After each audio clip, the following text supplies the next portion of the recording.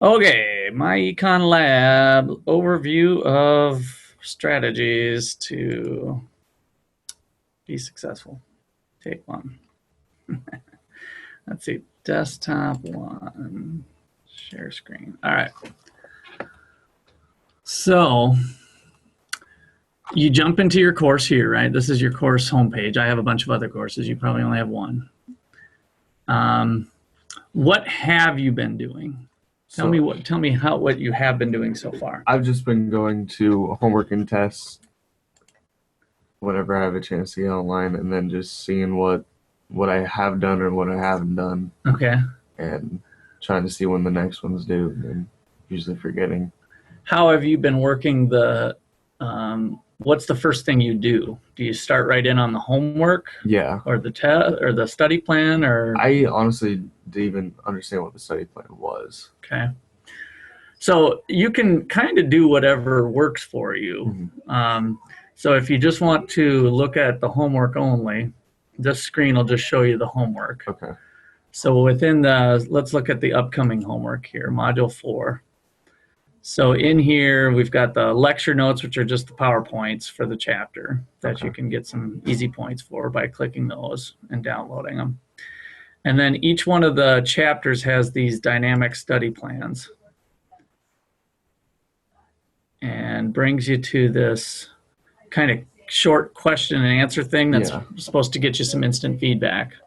What have you thought of this so far? Have you been doing them all the way until you got full credit? It's easy enough, but at the same time it gets kind of irritating because you have to get all of them right before you can move on, so sometimes it takes a while. With this one, you don't have to get them all right. You're just you're making your progress. Mm-hmm. So there's objectives. I don't know if you're thinking of the study plan is where you have to get them all right. Maybe. With the quiz. For the mastery point. That's what the study plan section. This is a little bit different. So with this one, you just put your answer, submit, and you're right. You do have to keep working through about 5 of them, but then it gives you feedback on, and I'm just guessing some answers here to get it motivated. Have you been using the feedback to try to learn the concept? Kind of. Okay. Like when it says wrong answer and tells you why, I've been reading it. You've been doing that? Mm-hmm. Okay. But you're right. In order to get full credit, you eventually have to be successful on those. Each one of those questions are being pulled from sections of the text. Yeah. Have you been reading the text, or have you just been completely relying on questions? Do we have an online textbook? Yeah. Okay. All right. So let's start there, because again, I don't mind students going in and starting right off with the questions. In fact, there's some research that shows that that's not a bad strategy, even if you don't quite know the topic or the thing. But it'll start to identify at least the types of concepts. You might get some of the points done, but at least kind of get you primed. Yeah. And then on your main menu, your full Etext is right here. Oh, okay. And so you just click that link, and it pulls up the complete Etext. Okay. You can also go right to the chapter with this thing, with the Etext links. So chapter 10. And then the study plan, there's some quick links here. But if you just go right to, let's see, where is it here? Down here. I think this launches you right to that chapter. Mm-hmm. If it doesn't, then there's a easy little tab thing along the left-hand side. But you should start doing some reading too. Okay, yeah. I mean, the textbook is good at putting the concept. So I think between what you hear in lecture, taking notes there, I've been using the same text for 15 years, so it should complement nicely what you read in the text. But if you haven't been doing any reading yet, then I think that is something you should try. Okay. Otherwise, I wouldn't assign it, Yeah. right? I try to be efficient with that. So you remember what we talked about on Monday, the implicit rate of return, and then it just reads in regular words, how to go down. Now, you only have to do really 10.1 for this particular. This is one of the few chapters that we don't do the whole chapter. Okay. So, and that's listed on there. But so then there's this little chart here. Let me go to part 4, chapter 11. Chapter 11 is a little bit longer, and we started this on Monday, but this is what we'll hit harder here Wednesday and Friday. So if you read this ahead of time before you come to class, you will be well armed to hopefully take on, what we're doing in class. Okay. And so, but a lot of what I do in class is just reinforcing these concepts, give you different types of examples or whatever. Okay. So, yeah, I think if you want to start getting on the shtick with the reading, that should help out. So kind of use those two in tandem between going back. So all of your course material are basically built into this link. Okay. So had you printed off the buckets and circular flows thing? I have not yet. Okay. I'll do that tonight at study table. Then. Yeah, you just bring this up. It's PDF. There's about 20 pages. Just hit the print button, and it's just a PDF. So. Okay. And then that gives you some of the stuff we've been talking about in class, and we'll reference back to that later too. Okay. So another approach, instead of jumping right into the homework problems, although those first homework problems, let me go back to this week's homework. That is the kind of quick fire questions. Yeah. These are going to be more of graphing type questions, because we'll end up doing a decent amount of that as well, and sometimes little short answer or whatever. So those are the types of homework questions that we got. Okay.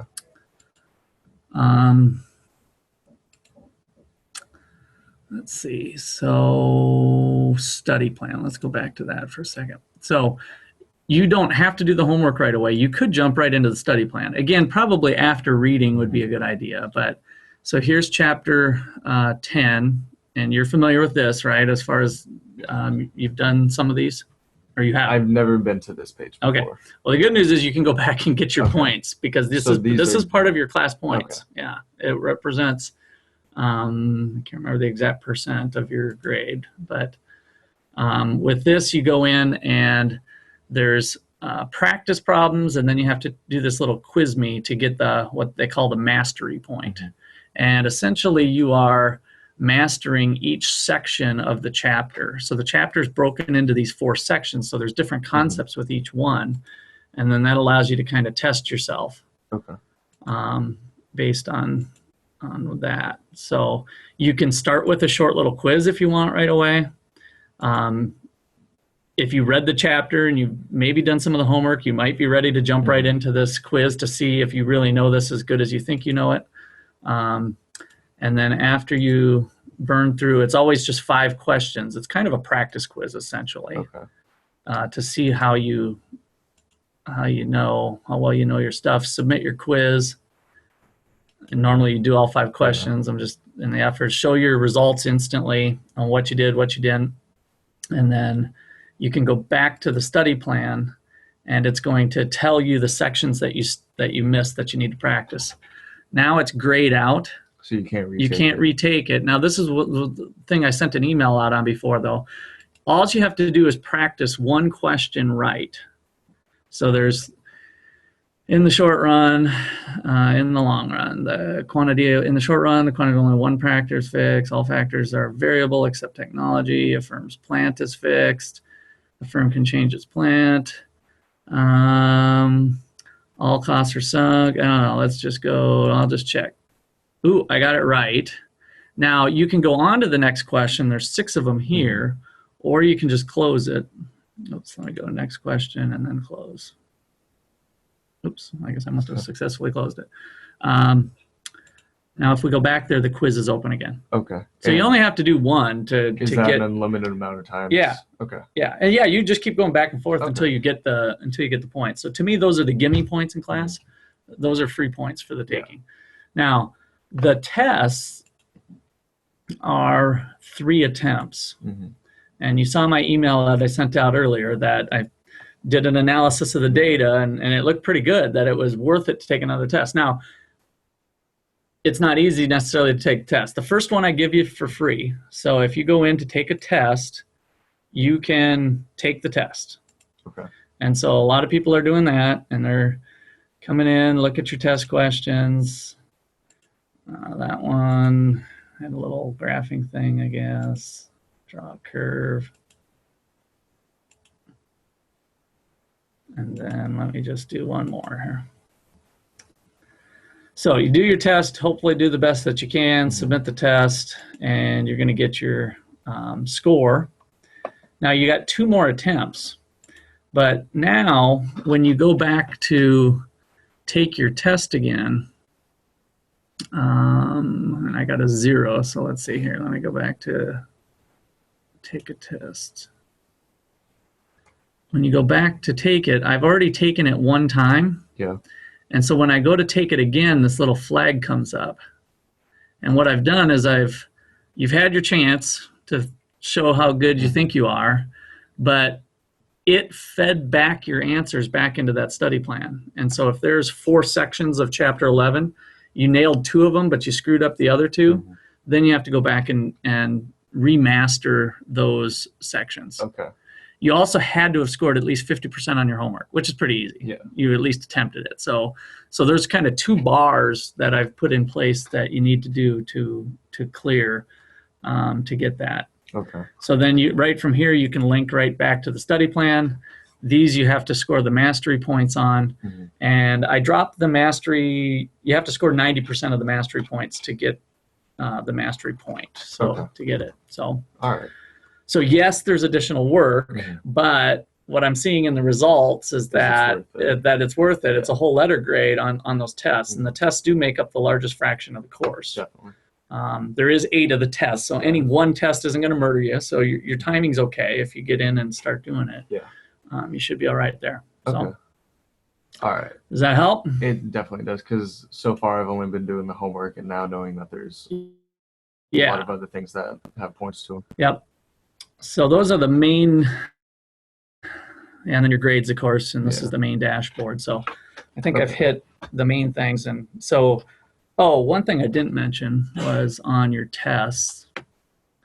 Another way to earn mastery points or to practice for the test is each chapter has practice tests. Okay. Now, I can see a lot of students maybe not doing these, but there's an infinite number of times.